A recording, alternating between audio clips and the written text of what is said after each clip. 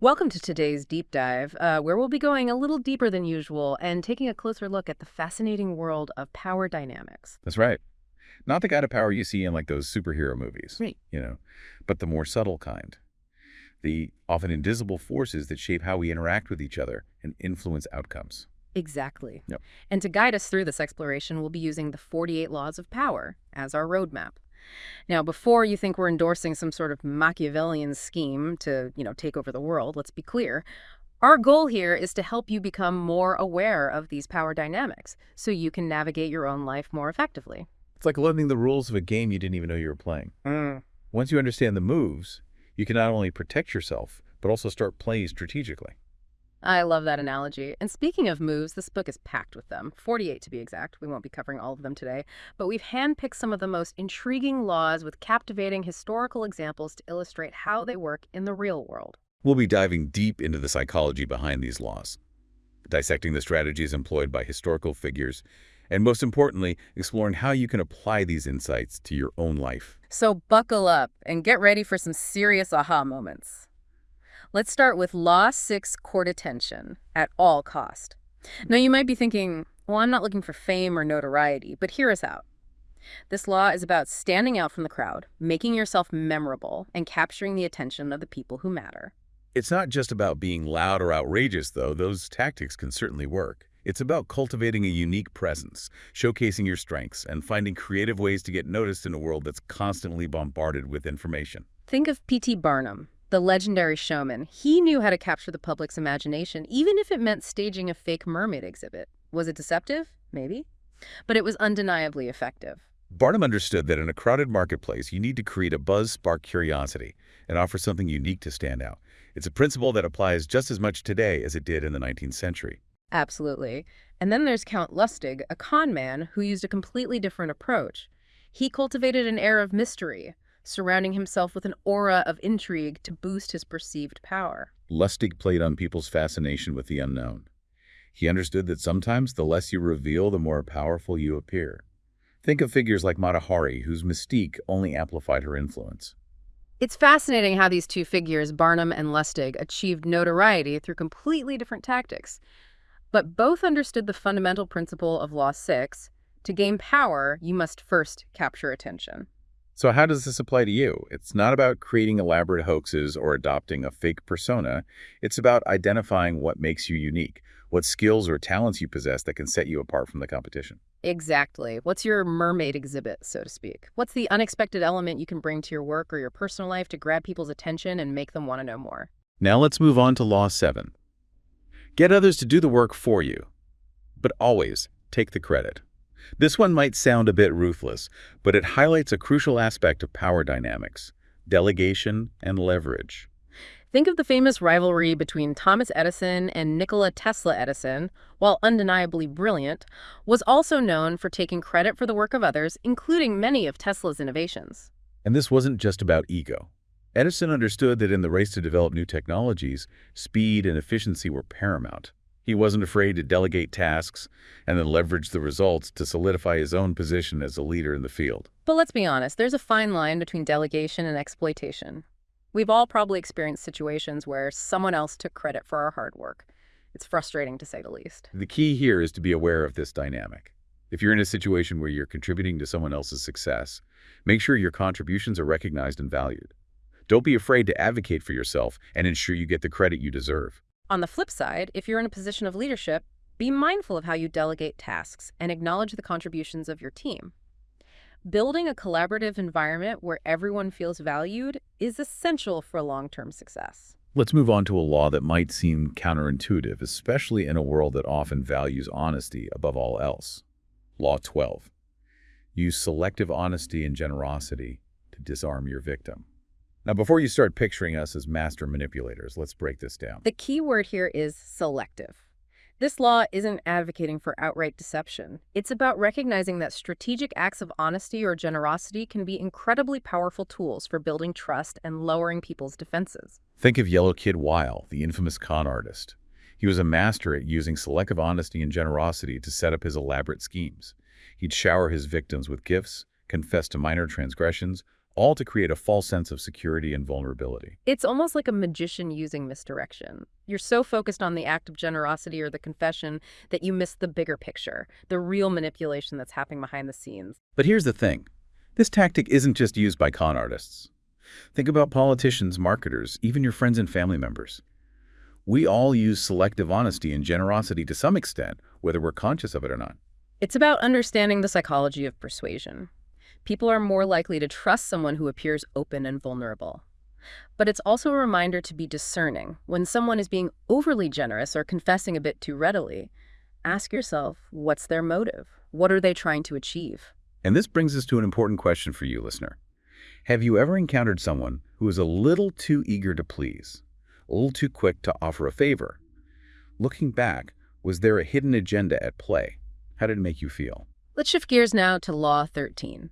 When asking for help, appeal to people's self-interest, never to their mercy or gratitude. This law emphasizes the importance of framing requests in a way that benefits the person you're asking, not just yourself. It's about highlighting the what's in it for them rather than appealing to their sense of obligation or compassion. People are far more likely to help you if they see a clear benefit for themselves. A perfect example of this is the story of the Corinthian ambassador who tried to secure an alliance with Athens by appealing to their past favors. He reminded them of all the times Corinth had helped Athens in the past, hoping to evoke a sense of gratitude and obligation. Big mistake. The Athenians, being shrewd strategists, saw no advantage for themselves in this proposed alliance and promptly rejected the plea. The ambassador had failed to understand a fundamental principle of human nature. We're all, to some extent, motivated by self-interest. This isn't about being manipulative or taking advantage of others. It's about understanding the dynamics of human interaction and framing your requests in a way that creates a win-win situation. When you can clearly articulate how helping you will also benefit the other person, you're far more likely to get a yes. So the next time you need to ask for help, whether it's from a colleague, a friend, or even your boss, think carefully about how you frame your request. What's the other person's perspective?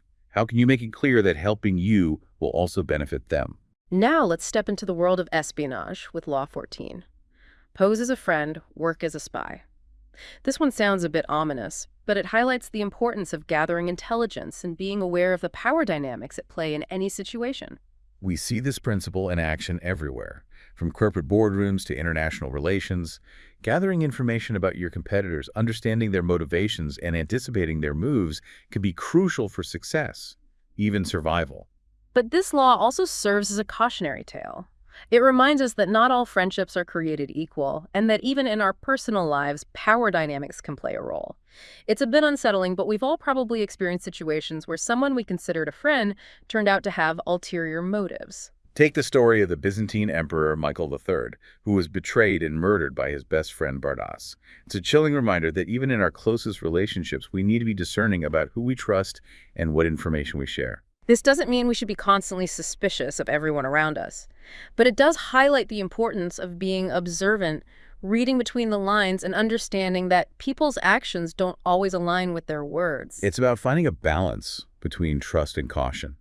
Building a circle of genuine, trustworthy relationships is essential, but it's also important to be aware of the potential for betrayal, especially in competitive environments. So listener, as we wrap up this first part of our deep dive, we challenge you to reflect on your own experiences with these laws. Have you ever used selective honesty to get what you wanted? Or perhaps you've been on the receiving end of a well-crafted appeal to your self-interest. Share your thoughts with us on social media. We'd love to hear your stories. And join us for part 2, where we'll continue our exploration of power dynamics with even more intriguing laws and captivating examples. Welcome back to our deep dive into the 48 Laws of Power. We've already uncovered some pretty fascinating insights about how power dynamics work in the real world. And remember, our goal isn't to turn you into some kind of master manipulator. It's about equipping you with the knowledge and awareness to navigate these dynamics effectively in your own life. Exactly. So let's pick up where we left off and explore some more of these intriguing laws. Next up, we've got Law 28. Enter action with boldness. This one's all about the power of decisive action and how it can shape perceptions and influence outcomes. It's about overcoming that hesitation, taking calculated risks, and projecting an aura of confidence that can often throw your opponents off balance. I love the story of Pietro Aretino, a 16th century Italian writer who started his career as a lowly kitchen worker. He knew he needed to make a splash to get noticed, so he devised a rather audacious plan. He published a series of satirical poems and letters filled with scathing critiques of powerful figures, including the Pope himself. It was a risky move for sure, but it paid off big time. Aretino's boldness captured the public's attention and catapulted him to fame and influence. He understood that in a world saturated with information and mediocrity, boldness cuts through the noise and commands attention. It's like that saying, go big or go home. Sometimes you just have to take a leap of faith and trust that your bold actions will create the opportunities you're seeking. Of course, boldness doesn't mean being reckless. It's about making calculated moves, assessing the risks, and then acting decisively. So how can we apply this principle to our own lives? It's not about being arrogant or reckless. It's about identifying opportunities where a bold move could make a significant difference. It could be speaking up in a meeting when you have a great idea, taking on a challenging project that others are afraid to tackle, or even just starting that creative endeavor you've been putting off. Sometimes the most powerful move is simply to act. Let's shift gears now to Law 32, play to people's fantasies. This law reminds us that people are often more swayed by their desires and dreams than by cold, hard facts. We all crave a bit of magic in our lives, a sense of wonder and possibility. This is why storytelling, myth-making, and the creation of compelling narratives have always been such powerful tools of influence. Think of the alchemist Bragadino, who captivated 16th century Venice with his promises of turning base metals into gold. He played on the city's financial desperation, their longing for a miracle, and gained immense power and wealth in the process. Or consider the infamous George Psalmanazar, who convinced 18th century England that he was a native of Formosa, a far-off island with exotic customs. He invented a language, a religion, a whole fantasy world that captivated the public's imagination. These examples highlight the seductive power of storytelling and the human need to believe in something bigger than ourselves. It's why we're drawn to movies, books, and even social media feeds that offer us a glimpse into a more exciting, glamorous, or meaningful world. But this law also serves as a warning. It's crucial to be aware of when our own desires and fantasies are being exploited. We need to develop a healthy skepticism and be able to discern between genuine opportunities and empty promises. It's like that saying, if it sounds too good to be true, it probably is. But how do we apply this to our everyday lives? It's about being mindful of the narratives we're consuming and the messages we're being bombarded with. Are we letting our desires cloud our judgment? Are we falling for quick fixes and easy solutions that promise the impossible? And on the flip side, how can we use this understanding of fantasy to our advantage? Perhaps it's about crafting a compelling narrative around our work, creating a brand that resonates with people's aspirations, or simply finding ways to inject a bit of magic and wonder into our daily interactions. Now let's move on to Law 37. Create compelling spectacles. This law highlights the power of visual display and how grand gestures and symbolic acts can solidify your power and influence. Humans are visual creatures. We're drawn to spectacle, to drama, to things that capture our attention and stir our emotions. Think of the elaborate ceremonies and rituals of ancient civilizations, the dazzling costumes of royalty, or the grand parades and celebrations of modern times. Consider Dr. Weislitter, an 18th century physician who understood the power of spectacle. He treated his patients in a grand theatrical setting using elaborate rituals and even the light of the moon to enhance his perceived healing powers. It was all for show, but it worked. His patients were mesmerized, and their belief in his abilities grew. He understood that sometimes the perception of power is just as important as the actual power itself. And then there's Louis XIV, the Sun King, who used his lavish palace at Versailles to project an image of absolute power and majesty. He understood that visual symbols and grand gestures could solidify his authority and awe his subjects. This law reminds us that presentation matters. The way we present ourselves, our work, our ideas can have a significant impact on how we're perceived and ultimately how successful we are. It's not about being superficial or flashy. It's about understanding the power of visual communication and using it strategically to create the desired effect. So how can we apply this principle to our own lives? Think about your personal style, your online presence, the way you decorate your workspace. Are you sending the right visual cues? Are you creating a compelling spectacle that reflects your values and aspirations? Now let's explore a law that emphasizes the importance of pacing and strategy when it comes to implementing change. Law 45. Preach the need for change, but never reform too much at once. We all know that change can be difficult, even when it's for the better. People are often resistant to new ideas, especially if they feel like things are being forced upon them too quickly. Think of the English reformer, Oliver Cromwell, who initially advocated for gradual religious reforms. But as he gained power, he pushed for more radical changes, ultimately leading to the overthrow of the monarchy and a period of intense upheaval. Cromwell's story highlights the importance of understanding the psychology of change. People need time to adapt, to adjust to new realities. Trying to force things too quickly can backfire and create more resistance than progress. This law reminds us that effective leadership is often about finding the right balance between pushing for progress and respecting the need for stability and continuity. It's about introducing change, gradually building consensus, and ensuring that people feel heard and understood. So how does this apply to our own lives?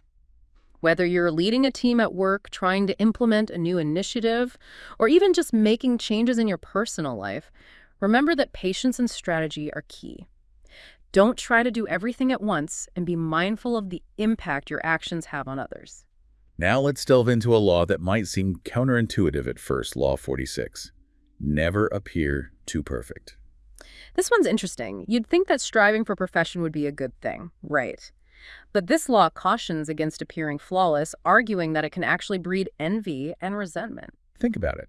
When someone seems too perfect, too successful, too effortlessly brilliant, it can trigger feelings of inadequacy and insecurity in others. It can make them feel like they'll never measure up. And this can lead to all sorts of negative consequences. People might try to sabotage your success, spread rumors about you, or simply avoid you altogether because they feel intimidated. Take the example of Michelangelo, whose extraordinary talent and success attracted envy from his rivals, leading to attempts to undermine his work.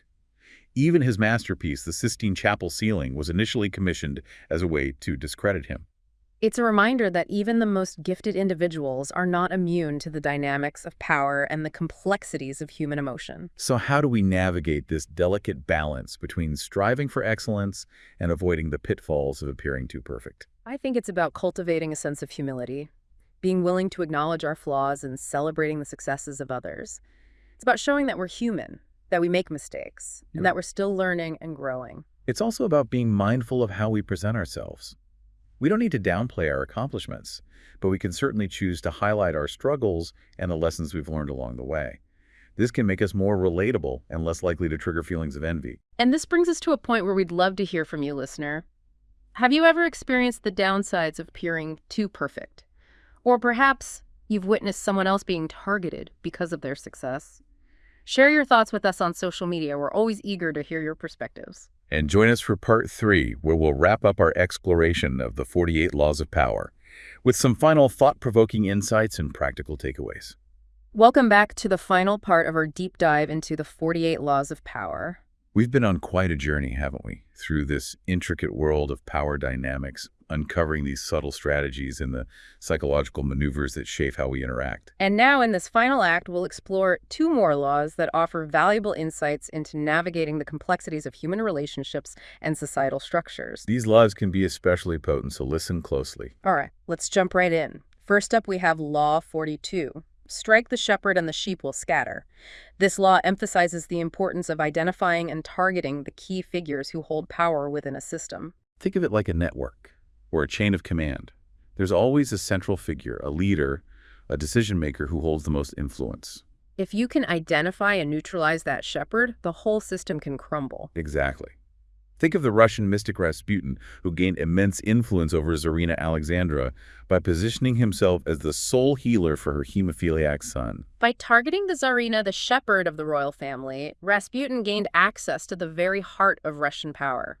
His story is a fascinating example of how understanding power structures and identifying the key players can give you disproportionate influence. It's a strategy that's used in everything, from political campaigns to corporate takeovers. But this law also serves as a cautionary tale.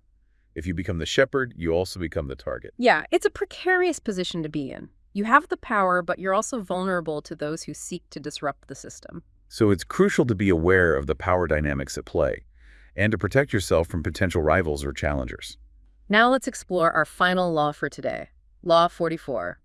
Disarm and infuriate with the mirror effect. This law highlights a rather intriguing tactic: mirroring your opponent's behavior, reflecting back their actions and attitudes to expose their weaknesses and throw them off balance. It's like holding up a mirror to their soul, showing them a reflection of themselves that they might not like. The French statesman Talleyrand was a master of this technique.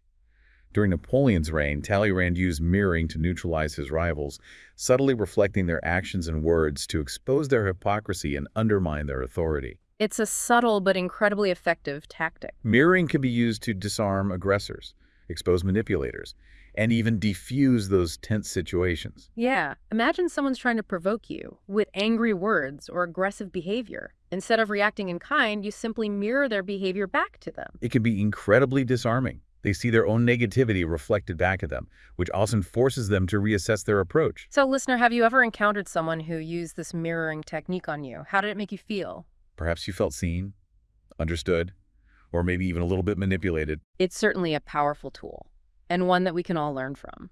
And with that, we come to the end of our deep dive into the 48 Laws of Power. We've explored this treacherous terrain of power dynamics, uncovering the strategies, tactics, and psychological maneuvers that shape our interaction. We've examined historical examples, analyzed the moves of master persuaders, and hopefully prompted you to think more deeply about your own experiences with power. But remember, these laws are just tools. They can be used for good or for ill, for personal gain, or for the benefit of others. The choice is ultimately yours. As you navigate the complexities of your own life, remember the lessons we've uncovered today. Be strategic, be observant, be mindful of the forces at play. And above all, be true to your own values. Thank you for joining us on this journey, listener. We hope you found it insightful and empowering.